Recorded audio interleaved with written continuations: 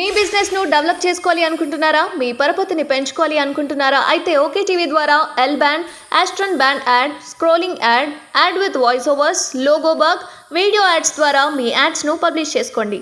సంప్రదించవలసిన phone number 8520917933.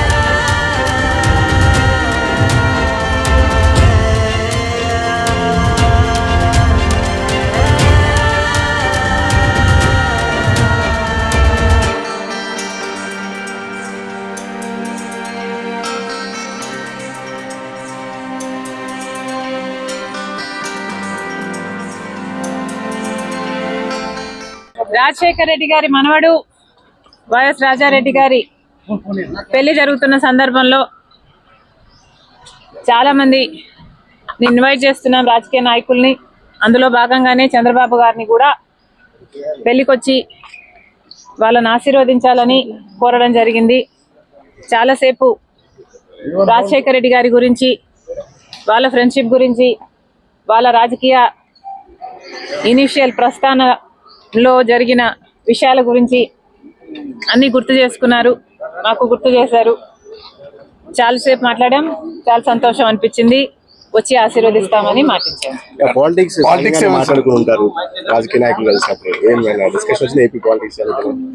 లేదమ్మా, actually mostly Rajasekhar Reddy గారి గురించే ఆయన ప్రస్తావించారు.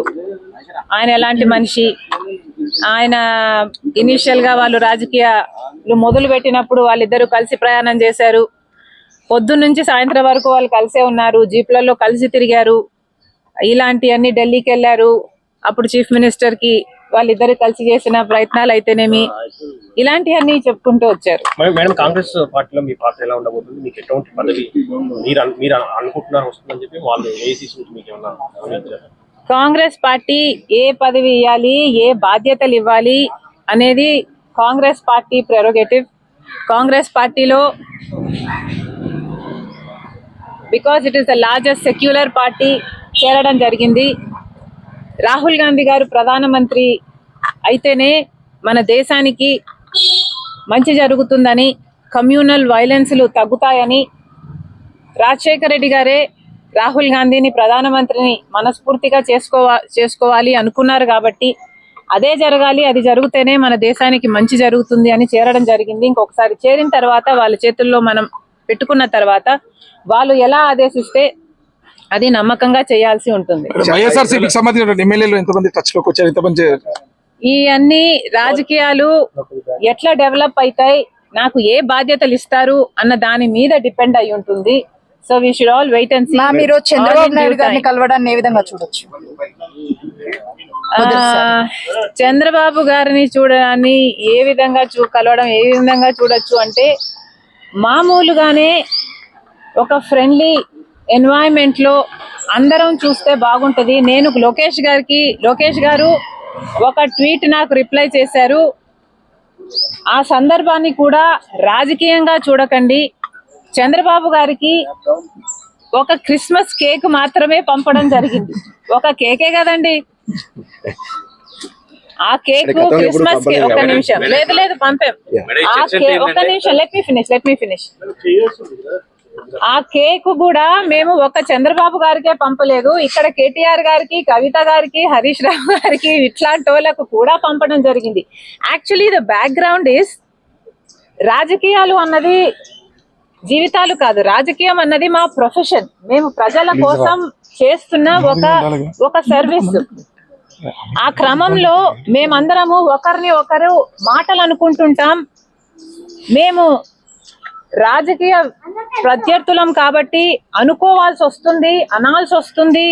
అలాంటి బిటర్నెస్ ని ఓవర్కమ్ చేయడానికి పర్సనల్ లెవెల్లో కూడా ఒక పండగ వస్తేనో ఏదైనా పెళ్ళి వస్తేనో వాళ్ళకు ఒక కేక్ పంపిస్తే on a friendly note personal గా బిటర్నెస్ ఉండకూడదు, అందరం ఫ్రెండ్లీగా ప్రజల కోసం పని చేయాలి అన్నది కాన్సెప్ట్. ఇప్పుడు కూడా చంద్రబాబు గారిని పెళ్లికి మాత్రమే పిలవడానికి వచ్చాము, ఇది పొలిటికల్ కానే కాదు. చంద్రబాబు గారు ఒక తెలుగుదేశం పార్టీకి నాయకుడు, నేను కాంగ్రెస్ పార్టీలో ఒక కార్యకర్తను. మాకు రాజకీయంగా ఏ లావాదేవీలు ఉండదు, ఉండకూడదు, ఉండబోవు కూడా. రాజశేఖర రెడ్డి గారు కూడా తన సొంత పిల్లల పెళ్లిళ్ళకు కూడా చంద్రబాబు గారిని ఇన్వైట్ చేయడం జరిగింది. చంద్రబాబు గారు కూడా రావటం జరిగింది, మమ్మల్ని ఆశీర్వదించడం జరిగింది. ఇదే అందరికీ. తెలంగాణ రాజకీయాల్లో షర్మిల పాత్ర ఉండబోదా?